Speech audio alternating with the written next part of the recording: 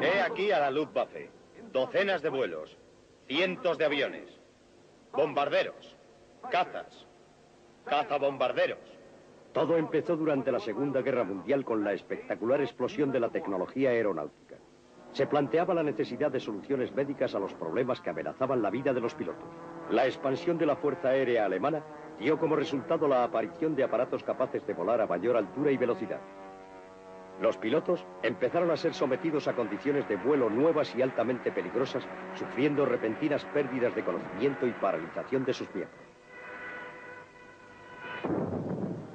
Los médicos alemanes realizaron experimentos en ellos con el objetivo de descubrir los efectos en el organismo humano del incremento en la altura y la velocidad. Sometieron a prueba el efecto del viento para determinar los límites del estado de consciencia de los pilotos durante las maniobras más arriesgadas.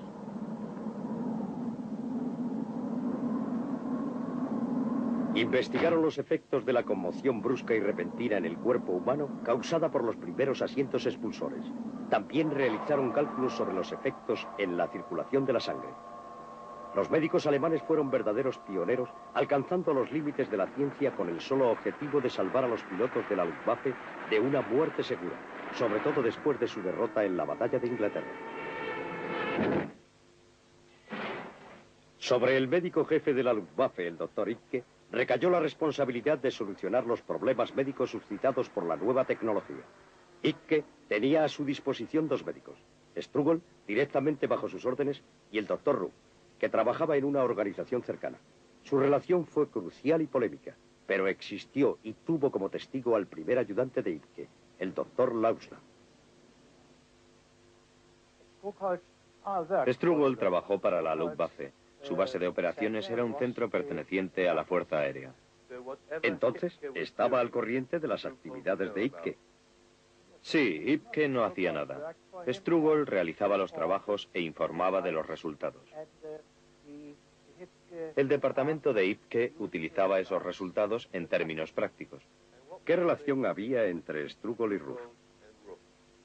Ruff era un civil que trabajaba para Adlershof. Deuscher, Gesellschaft, Deusser, Versuchandalf, für Luftfahrt.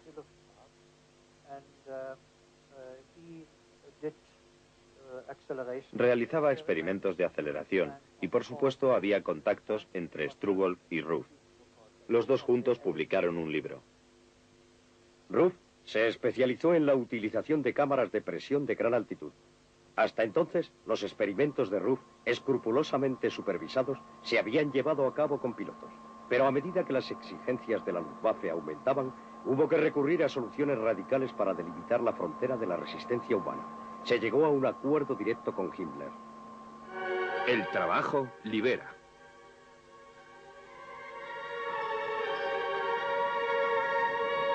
Las SS controlaban los campos de concentración y proporcionaban cobayas humanas sobre quienes podían realizarse todas las pruebas sin necesidad de consideraciones de seguridad. Los elegidos eran internos del campo de concentración de Dachau. En febrero de 1942, Ruff viajó desde Berlín a Dachau llevando consigo su cámara de presión. Después de dar instrucciones a sus subordinados para que se encargasen de dirigir los experimentos, volvió a la capital alemana. Los resultados fueron horribles. Himmler, Icke y Ruff recibieron los informes. En septiembre de 1942, una película especial de los mencionados experimentos fue proyectada en Berlín ante 50 oficiales y médicos de la Luftwaffe. Al menos 90 internos habían muerto sometidos a la simulación de una altitud de 10.000 metros. Esto hizo estragos en los sistemas respiratorios. Los asesinatos fueron rodados metódicamente y luego registrados en exámenes de patología. Los tres médicos cambiaron impresiones durante una conferencia que tuvo lugar en Nuremberg. El doctor Luft, científico que se incorporó al proyecto CLIP, presenció la proyección. Strugol debía tener conocimiento, por los informes que lógicamente recibiría, de las operaciones que se realizaron en los campos de concentración, bajo la supervisión de las SS. En aquellas operaciones participaron el general Icke y los médicos de la Luftwaffe. Estoy seguro de que recibió consultas y participó en reuniones donde se elaboraron planes de actuación. Era una cuestión de plan general de guerra, un esfuerzo colectivo. Todos aquellos que se opusieran o que se negasen a participar eran traidores. ¿Usted recibía órdenes? Sí. Debo reconocer que no comprendo del todo por qué siempre se les echa la culpa a los de las SS, porque se limitaban a poner a su disposición las instalaciones, pero los experimentos los realizaban los médicos que estaban a las órdenes de Ruff y Struggle. En resumen, la responsabilidad era de los médicos, no de las SS. Me temo que seguimos dando vueltas a lo mismo.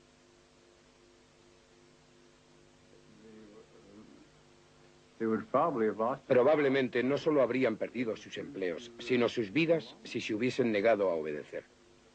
La gente de este país, y por lo visto de Gran Bretaña, no comprende lo que fue aquella situación. Haber vivido bajo un régimen donde sabes que el hermano mayor no cesa de vigilarte, y si desobedeces, cualquier día vendrán a matarte. Meses después, más internos de Dachau fueron utilizados por la Luftwaffe para investigar las posibilidades de supervivencia a temperaturas glaciares. Muchos murieron antes de que se llevara a cabo una tercera fase de los experimentos. El doctor Konrad Schäfer fue el pionero de estas pruebas. ¿Sabe que Ruff intervino en los experimentos humanos? Sí, ellos lo sabían perfectamente. ¿No hay duda? Ninguna. Porque Ruff ya había realizado experimentos similares sobre presurización.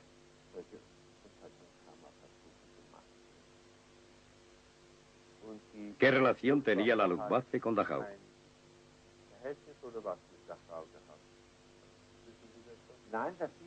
Himmler lo controlaba todo. ¿En la Luftwaffe y en Dachau? Efectivamente. Todos aquellos que deseaban realizar experimentos solicitaban a Himmler que les enviase los internos necesarios. ¿Fue eso lo que hizo Ruff? Supongo que sí. ¿Por qué se utilizaban hombres en los experimentos? Porque decían que los experimentos con animales no eran viables.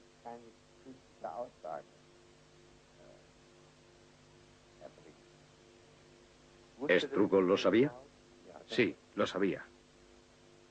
En el verano de 1945, Struggle, Ruff y Schäfer, con otros médicos de aviación, fueron conducidos a Heidelberg por la Fuerza Aérea Norteamericana para interrogarles.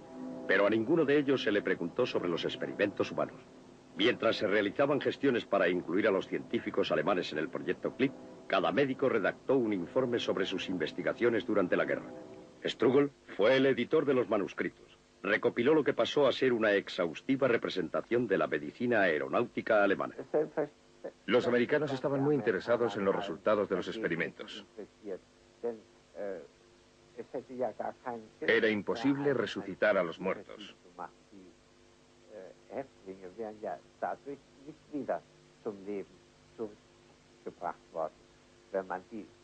Independientemente de consideraciones morales, los experimentos iban a ser muy útiles para el futuro de la medicina de la aviación. Los manuscritos originales de los médicos descubiertos recientemente en los archivos norteamericanos demuestran que, al editar el trabajo de sus colegas, Struggle suprimió hábilmente toda referencia a los experimentos con seres humanos. Los americanos, conscientes del problema en cuestión, dieron su visto bueno a las supresiones. Se trataba de no echar más leña al fuego. ¿Usted habría ocultado los informes? ¿Qué sentido tenía sacarlos a relucir? Solo serviría para traer complicaciones. Era un tema sobre el que no merecía la pena informar. Struggle entonces no hubiese querido que después de la guerra se hicieran referencias a los experimentos humanos. Cuantas menos referencias, mejor. El motivo... Creo que todos estábamos de acuerdo. ¿Habría manchado su reputación? Sí. El silencio de Struggle recibió una gratificación parcial. Antes de que su equipo emprendiese el viaje a los Estados Unidos, la policía militar americana detuvo a 4 médicos acusándoles de crímenes de guerra. Los acusados se pondrán en pie en el momento de escuchar sus respectivos nombres. Siegfried Ruff, Konrad Schäfer, 23 médicos alemanes fueron juzgados en Nuremberg por crímenes de guerra, entre ellos los científicos del proyecto Clip, incluidos Schiffer y Ruff, este último acusado de asesinato. A los procesados se les acusa de asesinato, pero este no es solamente un juicio por asesinato. Estos acusados no mataron en un momento de pérdida de sus facultades mentales, ni tampoco para beneficiarse por ello. Puede que algunos sean sádicos que mataron y torturaron por el mero placer de hacerlo. Al parecer son unos pervertidos. No son hombres ignorantes.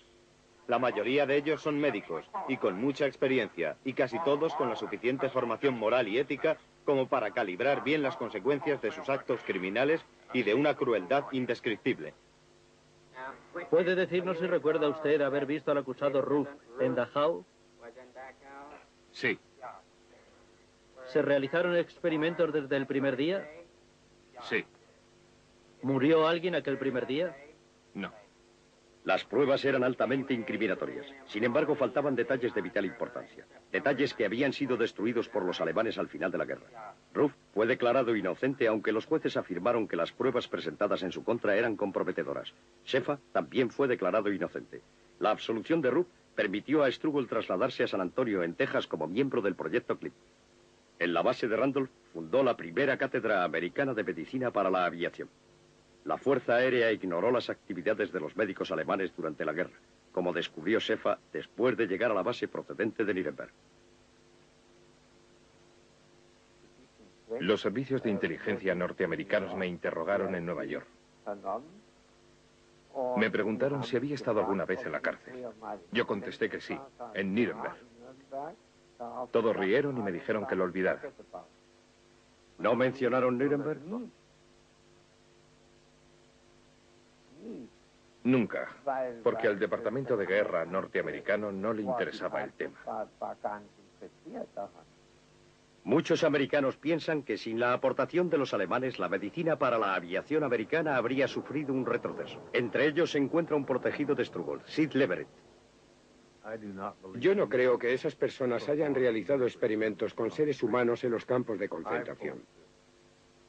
Yo les planteé la pregunta, sobre todo al doctor Gober. Le pregunté si el doctor Ruff, por ejemplo, que fue juzgado en Nuremberg, perpetró atrocidades con fines médicos o realizó experimentos médicos en los campos de concentración. El doctor Gober me aseguró que no.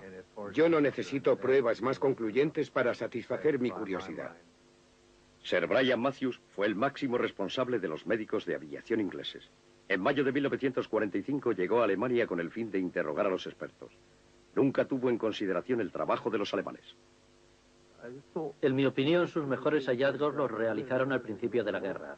Lo que fueron descubriendo después considero que fue de muy poca importancia. ¿Incluidos los experimentos? Claro, aquellos experimentos con seres humanos no aportaron nada nuevo. La medicina de la aviación no se benefició en nada de lo que descubrieron.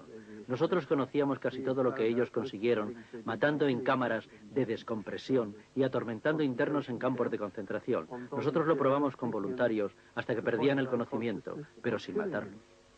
Los investigadores del ejército norteamericano sabían